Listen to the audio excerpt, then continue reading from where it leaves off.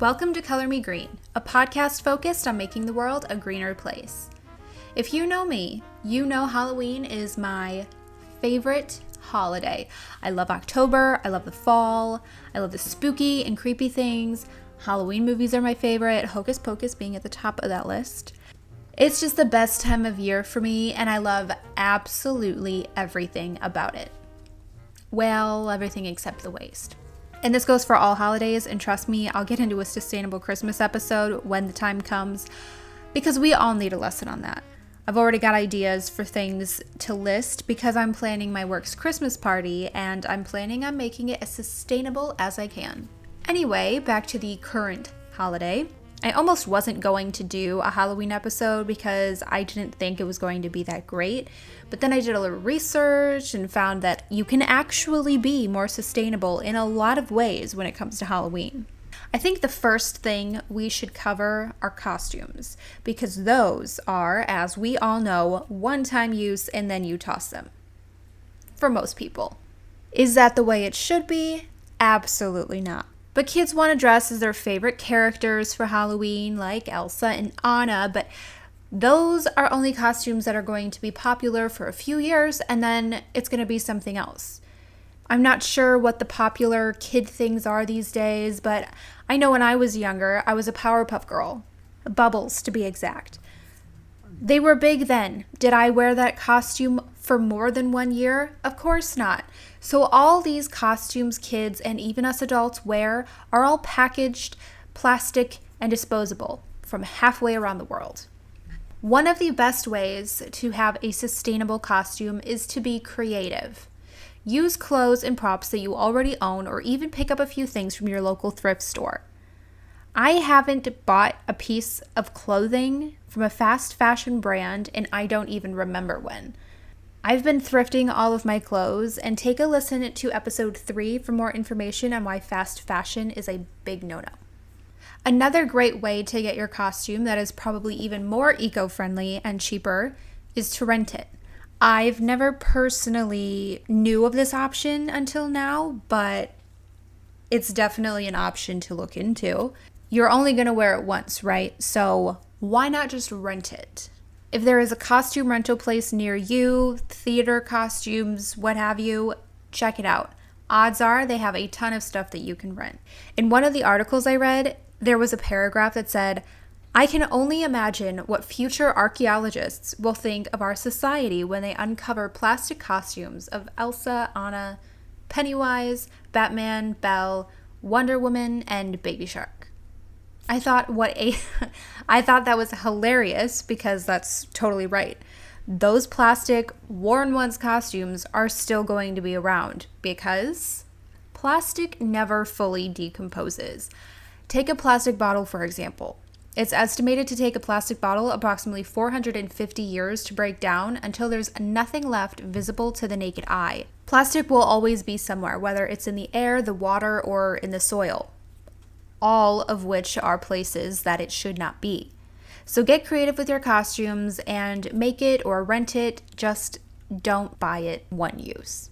So when I was deciding whether or not to make this episode, the big factor and the main factor I was actually thinking about was the candy.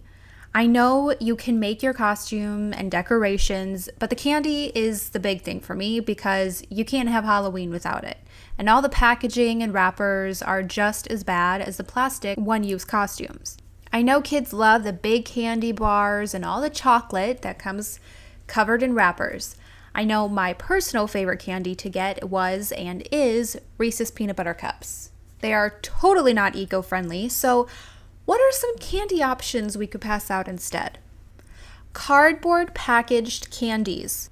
There are tons of candies that come in boxes, such as Junior Mints, which I love, Dots, Nerds, Milk Duds, Skittles, M&Ms even. These are all single serve and can be recycled. If you are looking for a natural alternative to your favorite treats, try Yum Earth snacks. I found them on one of the websites that I was looking at for healthy, sustainable options for candy.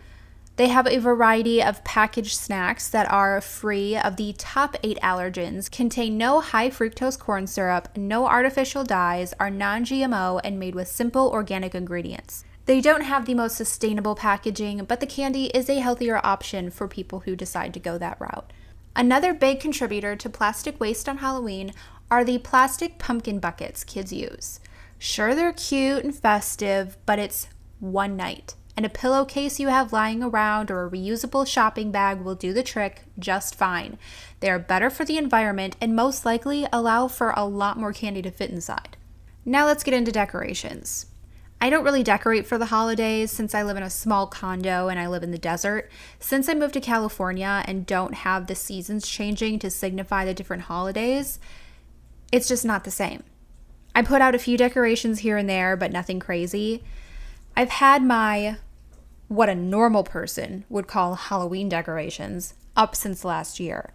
I have this really cool wine bottle holder that's on my bar cart and it's 2 skeleton hands. Super cool from Target. I also have a skeleton cat. It's small, but it's cute, and it also sits on my bar cart. Has been there since I bought it last year. I think it adds some uniqueness to my home, so they will be staying there until further notice. Yes, even at Christmas.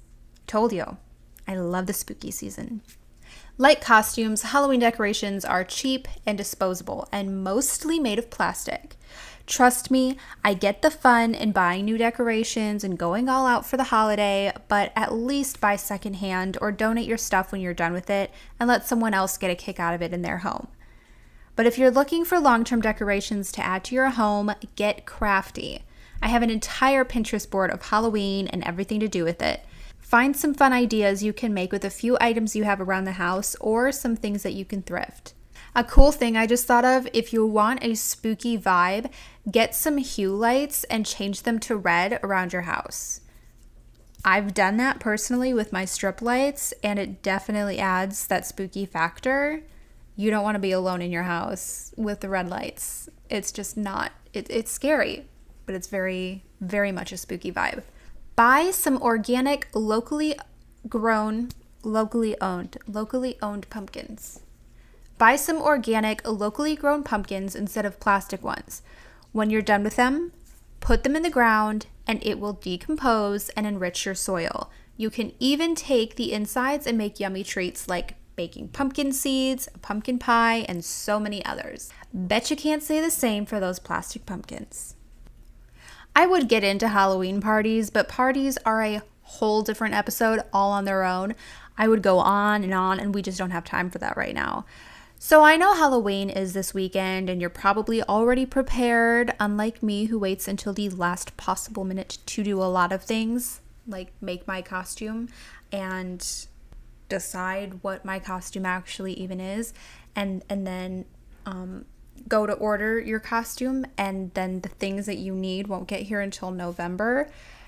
And then I spent $200 on a sewing machine to make part of my costume that now I have no choice but to make. And then I started getting into the sewing side of TikTok, and now I might start making my own clothes, ? We'll see.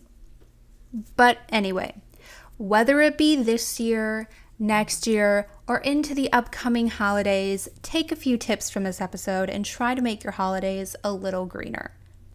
I hate saying that because literally they are greener because, global warming. So I hope your upcoming holidays are white, but you get the idea. So have a safe and spooky Halloween, everyone. I want to thank you for listening to today's episode of Color Me Green.